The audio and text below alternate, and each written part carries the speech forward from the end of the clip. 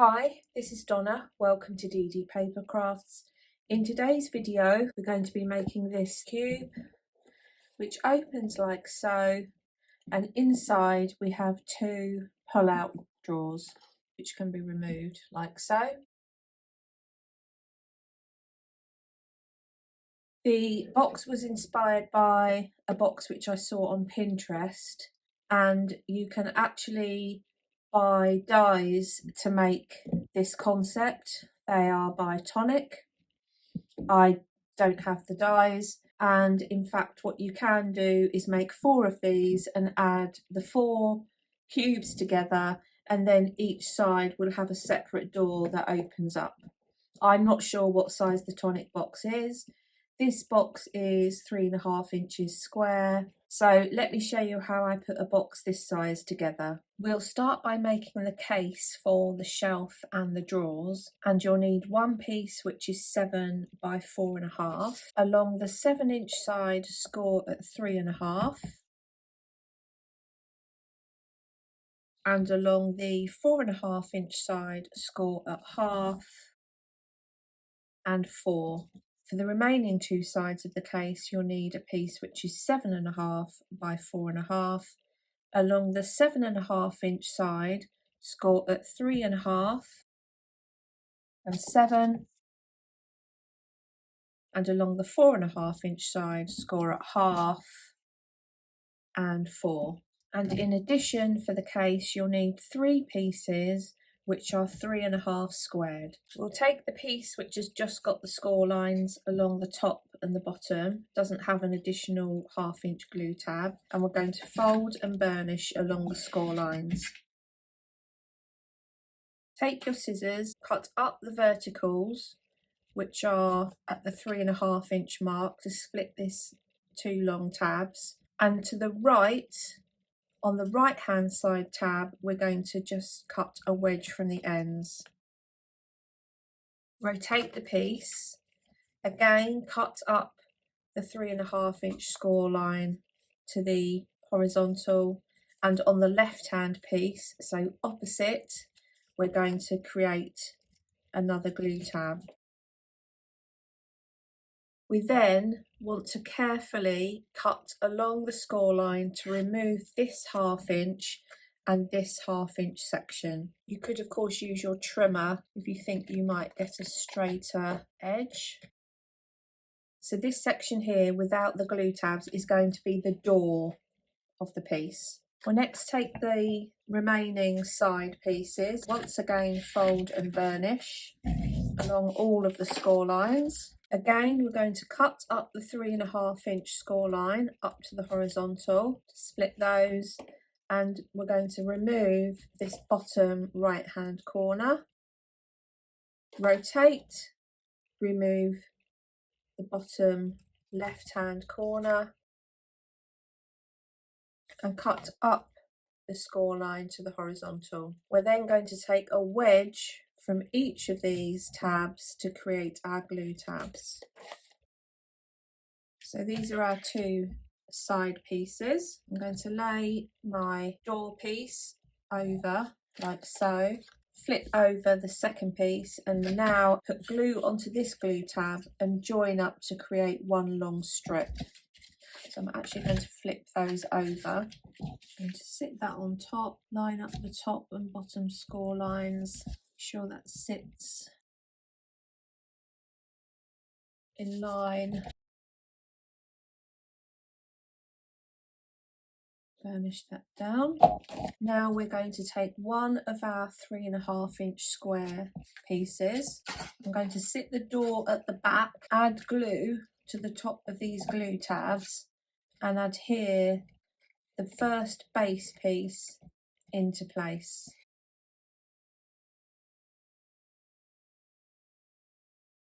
And then I'm going to take a second 3.5 inch square piece and just sit that inside and see whether I'm just going to trim off a slither from 2 of the ends, because I want that to sit snugly on the bottom. And by adding this second piece of cardstock on top, what that's going to do is A, it will obviously strengthen the base, but B, it's going to make sure that as the door and the shelves come round, nothing is going to catch on these tabs which are at the bottom. So I'm just going to cut a very small amount off of this piece. So I'm going to use my construction glue to adhere this together. Sit that in the bottom, make sure that's lined up, and then I can just go in and push that down and burnish it down with my score tool. You could now add glue to these 3 tabs and add your lid into place.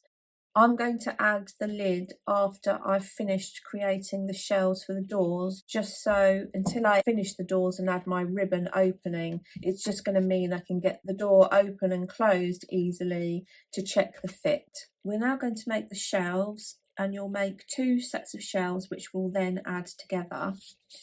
For each shelf you'll need 2 pieces which are 3 3/8 of an inch, and whichever method you want to use, whether it be a circle die, a circle cutter, cutting something around a circular shape, you want to cut an arc between the bottom left hand corner and the top right hand corner. I'm going to use my cutter. I've set it so that the blade and the stabilizing point are going to sit just inside the corners. So I've got about a 1/16 of an inch beyond this point here, and my point is as near to the bottom right hand corner as I can get it. So I'm going to hold that in place, hold the card in place, and push down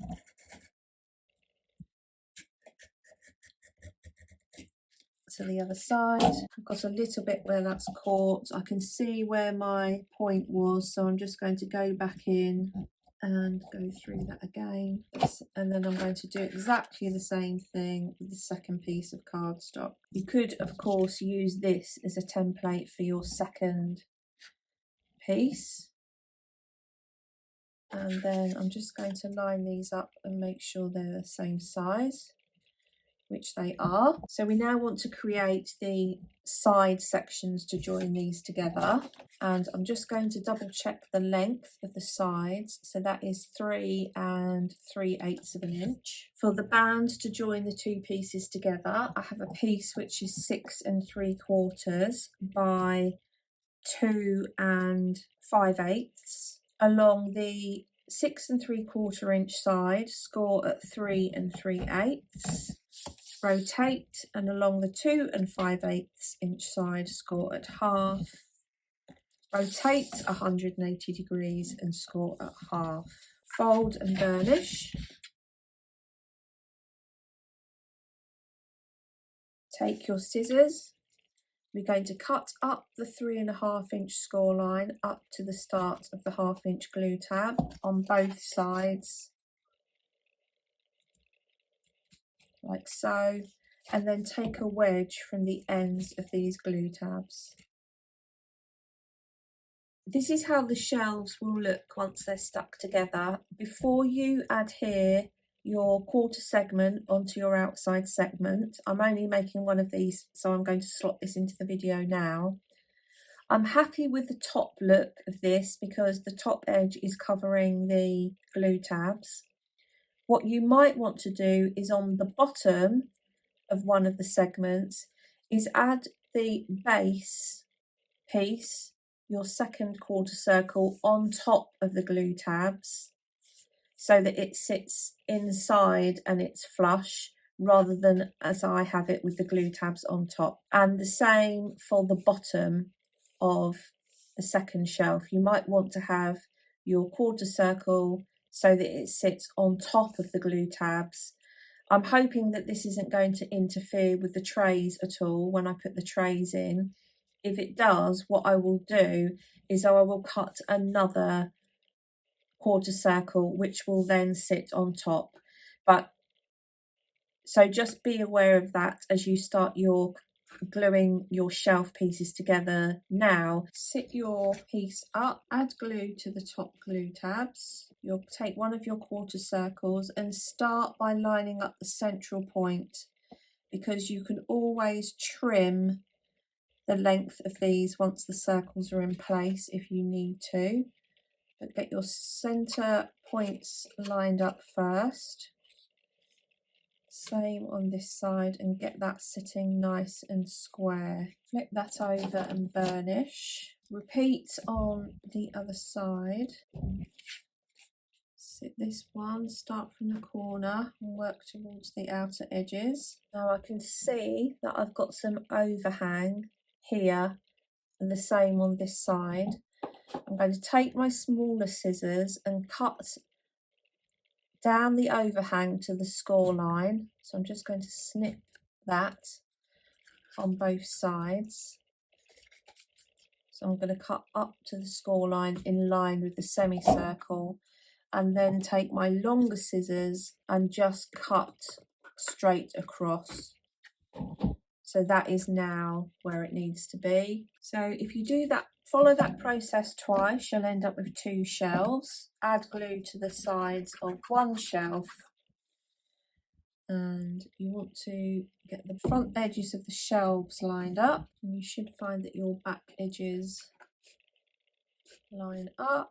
And then I'm just going to go in and just burnish those 2 down into place. So now our shelves are stuck together, and we can now glue them into place on the door. So our shelves are going to sit in like so, in this orientation. We have cut them slightly smaller than the side of the door, so they should fit in nicely. I'm going to add glue to the back of the shelves and add the shelves on top of the door. I want to get the shelves lined up at the front. I don't want them to be impeding with the hinge for the door in any way. Make sure they're sitting in squarely. If need be, you can just pull them up and just shift the door across so that the shelf unit is enclosed. Go in and burnish that down. Take your time to get these lined up so you can see that the shelf slots inside like so. So I can now go ahead and add on my lid now that I know that my door is fitting and my shelves are fitting inside.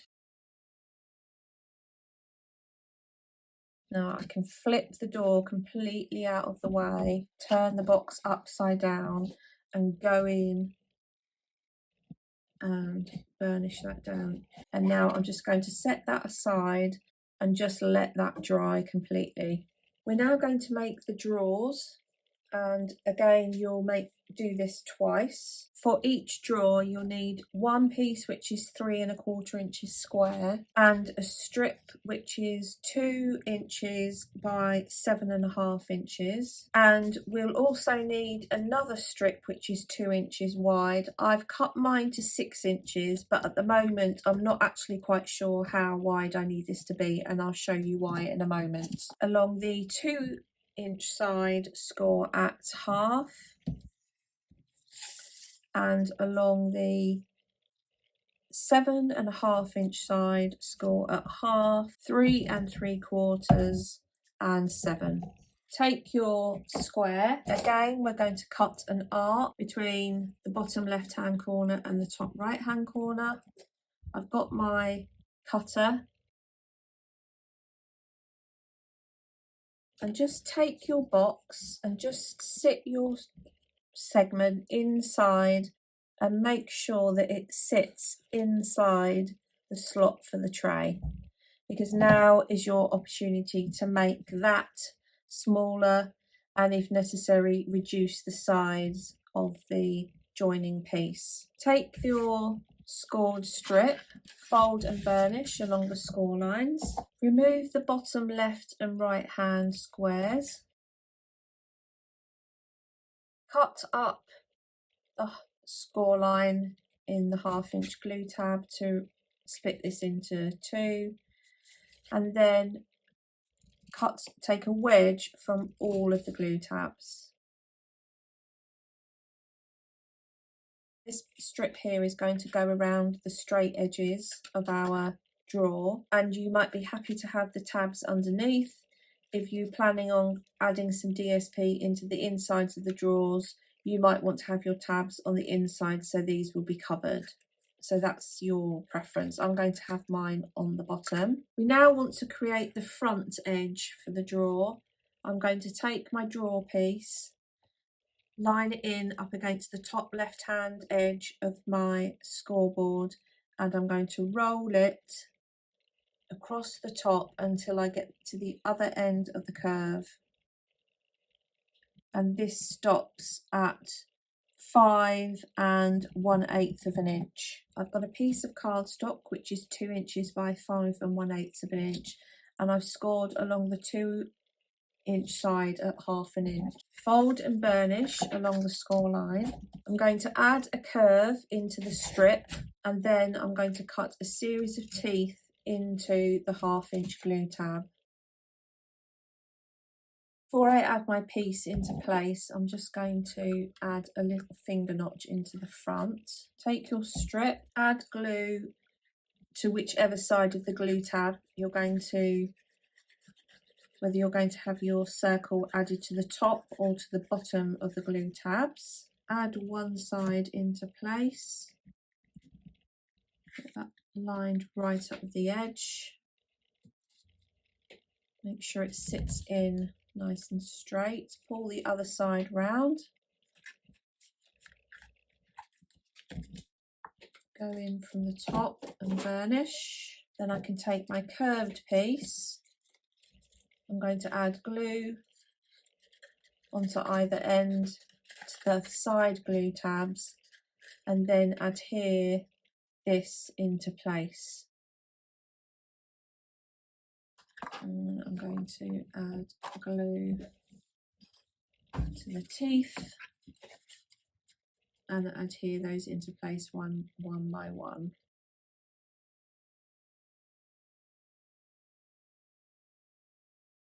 So this drawer will now fit neatly inside like so. I'm going to make another tray and go ahead and decorate the box.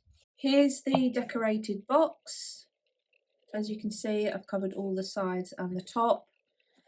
I've added a piece of ribbon just as a means to get the door open. I've covered the fronts of the drawers. I haven't covered the inside of the drawers, and I didn't feel the need to cover up the base of the drawers. Depending on what this is going to be used for, I may then feel the need to add another section inside just to strengthen this base. I did add some DSP onto the inside of this section, so these could in fact be used as little shelves rather than drawers. And I've added a piece to the inside of the door just to finish that off. And overall, I'm really happy with how this box has come out. The paper I've used for decoration is this Enchanted Ocean paper from Crafter's Companion, and I did want to have specific image panels on each of the sides. So in order to do that, these squares on the top were 3 3/8 of an inch wide. I cut myself a piece of acetate. You could use a piece from packaging, maybe a cello bag, something that's transparent. Cut it down to the size that you want for your matte layer. I placed the piece of clear plastic over the image that I wanted to cut out, so I could see how many images I could get out of one sheet of 12 by 12 and give me a rough idea where I needed to start my cuts. So that method enabled me to get the placement for each of these images on all 4 sides. So here we have today's project. If you haven't done so already, please consider subscribing to the channel. And until next time, thanks for watching.